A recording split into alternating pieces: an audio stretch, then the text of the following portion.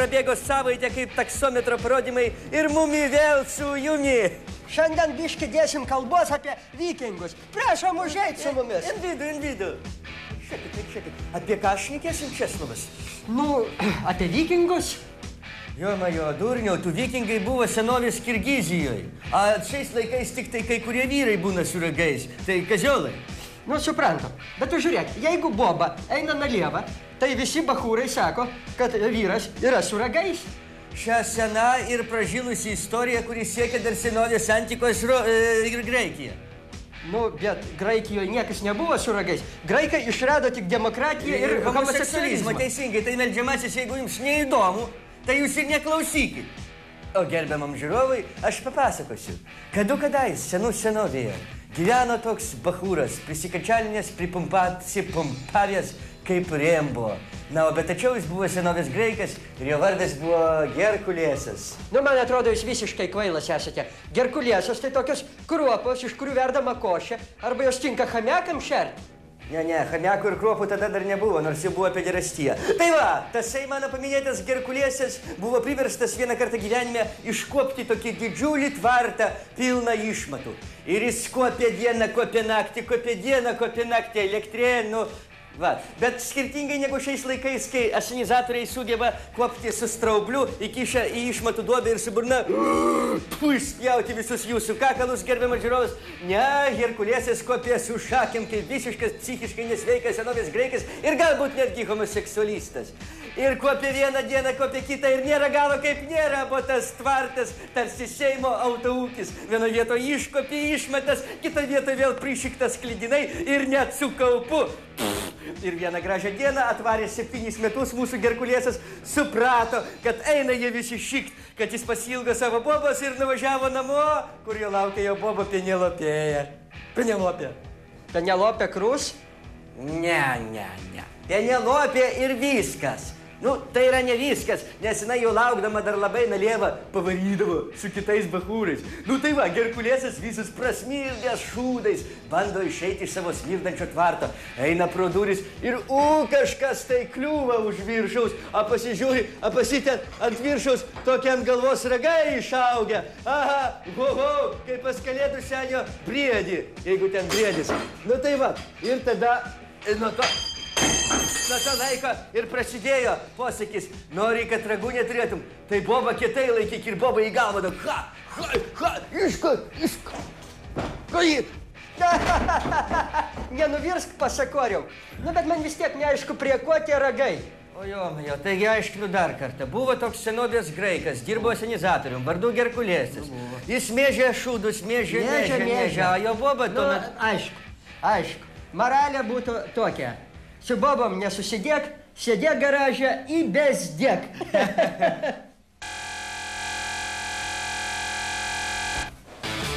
Labas, vyrai. Pagalbos reikia. Pagalbos telefonas yra 112. Baikit, nebūkit jūs kaziolai reaguoti. Aš čia šalia mašinos neužsivedu. Gal galit padėti, užstumti ar užtraukti? Gal tipo padedama? A koks pontas, ką jinai mokės? Jo, ponia, a kom jūs mumis susimokėsite te? Visų pirma, tai aš ne ponia, o laisvo elgesio panelė. Ir atsiskaitysim jums labai priimtinu būdu. O, nu tai tada bučkis ir varom.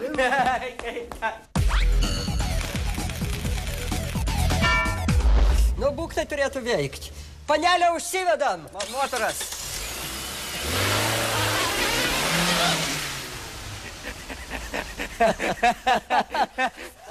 Be mūsų vyrų bobos ne iš vietos.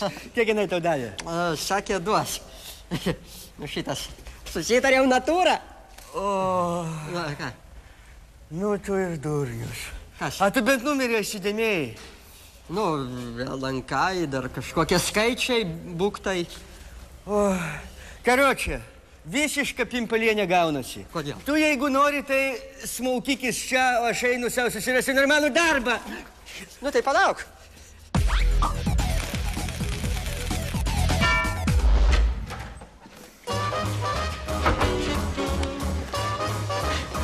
Nesistengti. Prašom po šiandien turi duoti. Prašom po visiems. Nenervinkit.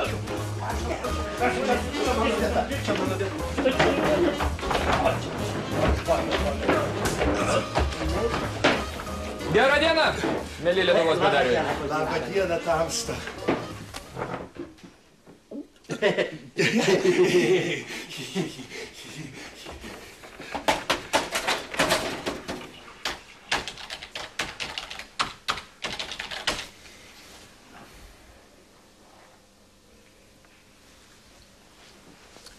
Mėly bedarbiai, turiu blogų žinių. Šalyje nedarbas sumažėjo 0,37%. Darbo liko žymiai mažiau. Pas ką čia skamba?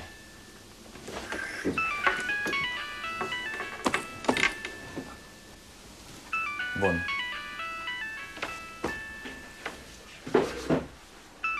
Von! Teisingai! Žmogus turi mobilų telefoną ir jam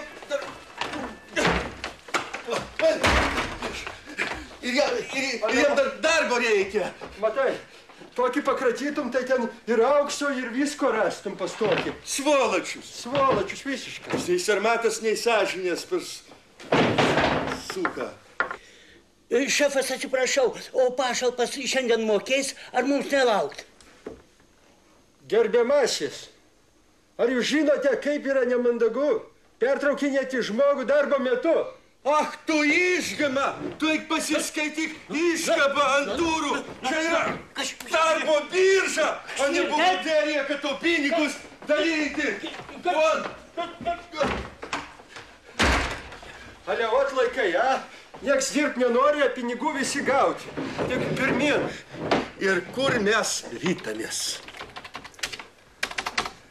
Tai va, reiškia taip, mėsos kombinatas prašo 2 žmonių. Mes! Užimta. Aš ten jau savo brolį ir švogerį pasiunčiau. Taip, mokesčių surinkėjai stovėjimo aikšteliai. Mes! Užimta. Ten irgi mano žmonės dirba. Visur reikia gerų žmonių. Taip. Radijas ieško...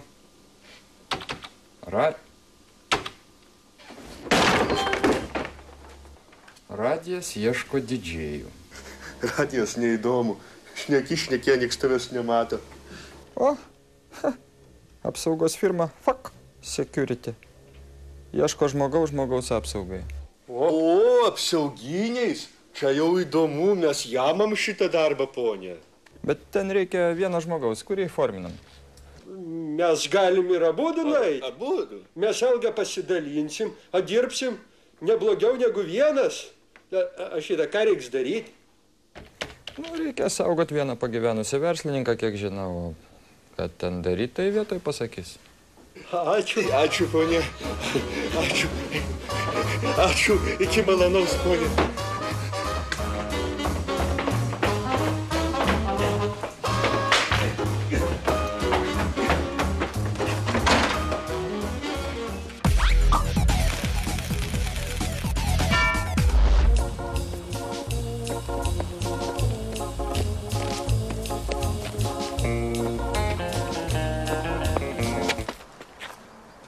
Kas yra? Ko sustojom? Ko sustojama, jeigu teroristas? A jeigu snaiperis koks, visko atsitikti gali. Jo. Kaip čia jums verslininkas aiškiau paaiškinti? Tu jam paaiškink. Mes nesikišom į jūsų darbą. Jūs būkit geras, nesikiškit į mūsų. Aišku. Pirmin. Rūkį turi? Aš nerūkau. Aš tau nerūkau, parodyk. Apsauga! Apsauga! Užpuolė! Cigarečių prašo! Tai duok tu jam tą cizą, kad tau zapadlo. Nu, padlo, duok tu jam tą cizą, normaliai. Jo, biznesmenas, be mūsų pagalbos net su narkomanu neprasilenkia ant gatvės. Pinigų maišas be kultūros galėjai pridėk nors žmogų. Pridėk cizą žmogui galėjai. Eina. Dabar aš čia 40 pambutę reikalus sutvarkysiu, o jūs čia palaukit. O, reikalų dėdė. Neblogas. Dabar lauksim. Klausyk, aš tam tarpu pasiufu padarysiu. Pastovėt ant šukerio. Pastovėk, žiūrėk, apsimes, kad aš nesisioju.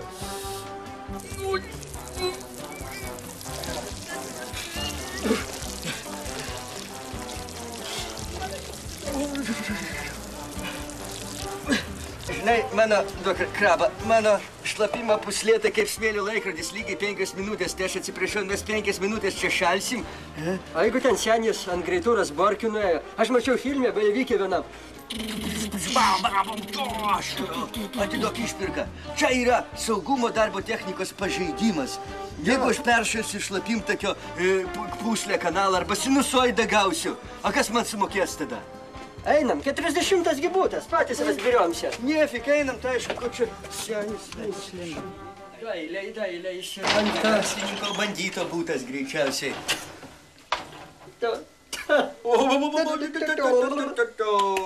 Ai. Kur aš atėjau laukt? Laukčia, šaudžiai. Ajo, a tu girdėjai? A mes tau sakėm nesikišti į mūsų darbą. Šūdžiau. A jeigu čia kur tai, klausyk, atsiprašau, operatorius, padėta bomba kokia, a? A jeigu pas ją kojinės pistoletas užkištas, parodyk. Pategu parodyk. Tylėk tu. A tai tu gėrė ir valgiai be mūsų žinios. A gal viskas užnuodyta, a? Reik paragaut. Pabandom. Būt zdarau.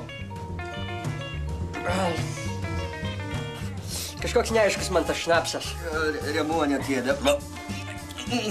Turbūt būna čia, žinai, nuodų, kurie lėtai veikia. Vinegretas tai atrodo be strichnino. Aš irgi liktais be cianido. Nori mažulę? A verslininkas, su ją santykių turėjai? Lytinių. Nespėjau, bet kai jūs išeisit... Niekur mes neišeisim. Ar tu ją pažįsti? Jo. Nu, ji pavojinga gali būti. Jo, pas ją gali būti lygų. Ji tave ne su kulipkom, o su kokiais apšaudys, o tu raminkis. Su galerėjom, su pimpalo tsunamiais. Vaikip, šūdžiai, čia mano sena draugė. Jinai tau sena, tu iš save pasižiūrėk, jaunuolis. Baigiam šitas kalbas, einam. Senį sėdėk vietoje. Ramiai, čia tik tai apsaugos ir tartinų asmenų reikalas. Jo, palauk manęs. Tai va, senas, bosas, mes čia patikrinsim, o tu po 3 dienų sužinosi, ar tau niekas negrėsia. Tėvukas, nepykstam, čia viskas dėl tavo saugumo, malonumo, garbės ir... duok ir man.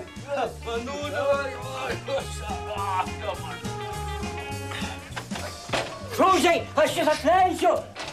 Čia mano boba. Leiskite nors pažiūrėt.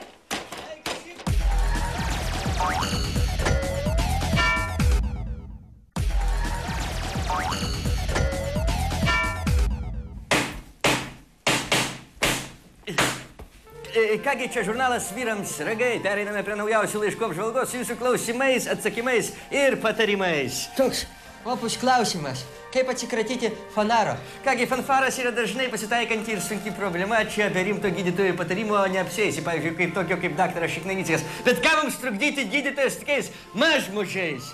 Ką mes vyrai fanfarų neturėję? Nu, geriausias būdas atsikratyti fanaro tai yra ištaisyti simetriją ir duoti per antrą žandą. Na tau, na! Skaučia, ne? Kelkis. Eik prisišaldyk kas nors. Ne piragai. Jo, skaučia, žinau, man irgi tai būdavo. Sėskitės. Na kągi, matome, kad veido dizainas dabar yra toks, kad galite drąsiai vaidinti karnavaluose Kinijos meškutę komunistinę pandą. Na, yra dar kitų būdų, kaip paslėpti fanfarą. Pavyzdžiui, galima vartoti akinius arba Kutuzovo raištį.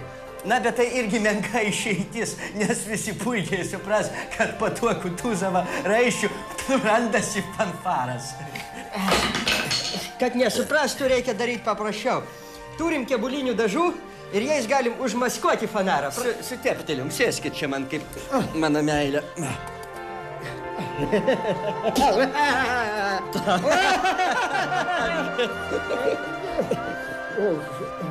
Nu, čia kažkoks biški šūdas gaunasi. Tikrai šūdas. Na, bet yra privalumų. Niekas nepasakys dabar, kad čia yra fanfaras. Be to, vienos dėžutės jums užteks pusė gyvenimo.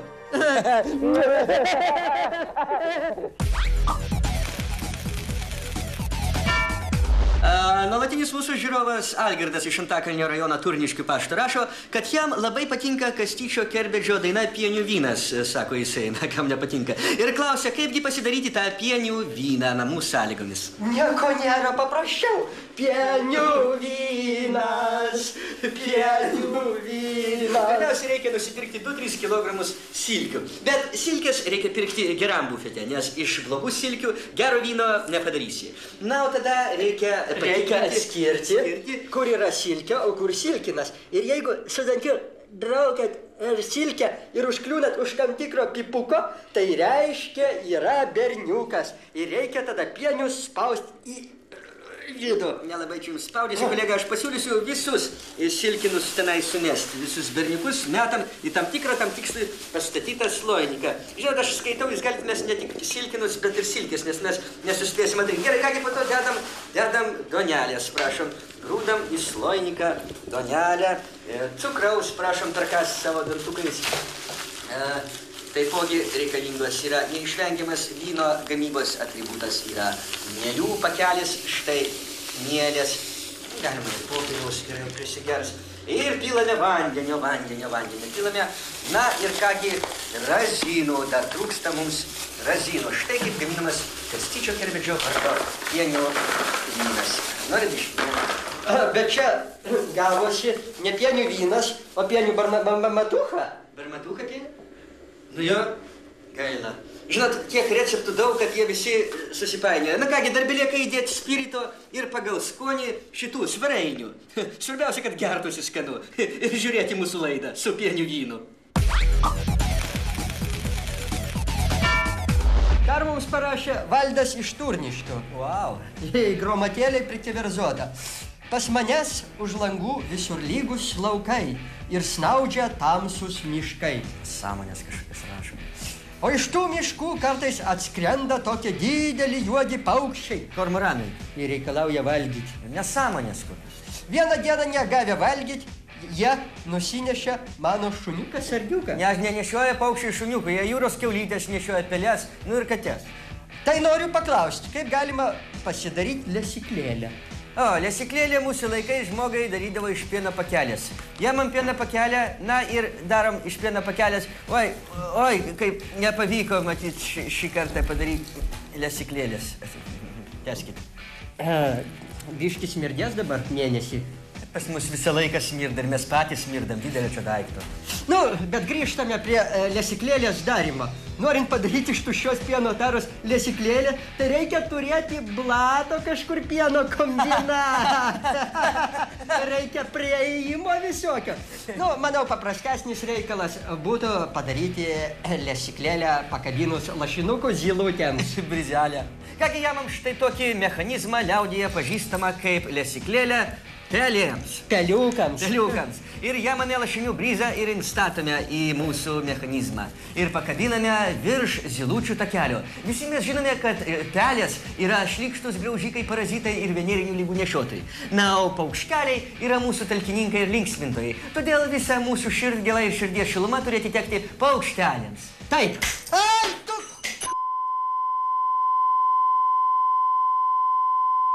Reikėjo laikyti žmoniškai rankam, kad...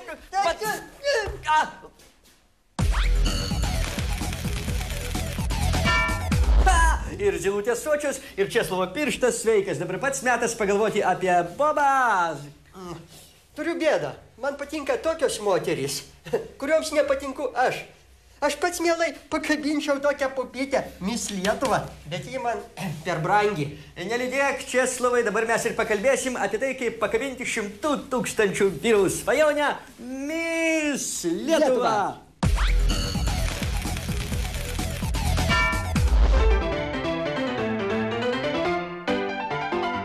Šilo, Norėdami pakabinti Miss Lietuva, pirmiausiai išsiaiškinsite, kur jį dažniausiai dislokuojasi. Mes jums pasufliruosim, kad dažniausiai jį būna ant scenos. Ten jos ir ieškoki. Žinokite, kad Miss Lietuva jums nikokio tai automobilis ir jums naujas modelis gali būti ne pagal kišenį. Todėl neimkite Missis nuo 2000 metų. Žinokite, ir 83 metų modelis, ir netgi 78 metų modelis gerose rankose daro tikrus stebuklus. Ir spėjame, Miss Lietuva yra daugybės tokių kaip jūs širdies taikiklyje. Todėl nežipsokite ir nepražipsokite momentumo. Tinkamiausias momentas, kai Miss Lietuva tampa Miss Lietuva ir jai uždedama korona. Tada jai pramuša tarpinė, ji kaip taisyklė susilpnėja, sukniumba, apsiverkia, gailiai, graudžiai, bėga jai pupus kaip ašaras iš akidubių, jai aptemsta akis ir jai labai reikia kokio nors palaikymo. Dabar vat jūsų momentas, eikite drąsiai ir pagoskite ją. Dar vienas perspėjimas. Miss Lietuva dažniausiai laukia užsieniečių. Todėl neskubėkite atskleisti tikrųjų kortų. Neskubėkite prisipažinti, kad esate viso labo vietinis runkelis. Nebijokite paeksperimentuoti, pavaidinti užsieniečiai.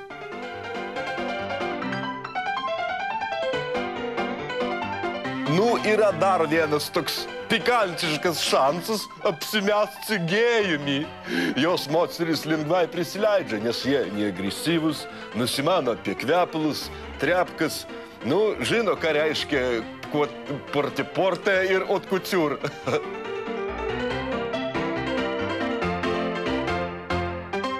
Vo, kaip matome, pusė darbo jau padaryti. Dabar jūs galite leisti jai suprasti, kad esate kino režisierius. Ir tokiu būdu jai dausite suprasti, kad jos kelias į filmavimo aikštelę eis per jūsų, teisingai, lovą. Taigi, Miss Lietuva visom prasmėm jūsų rankose. Dublis pasisekė. Čia Zbignius.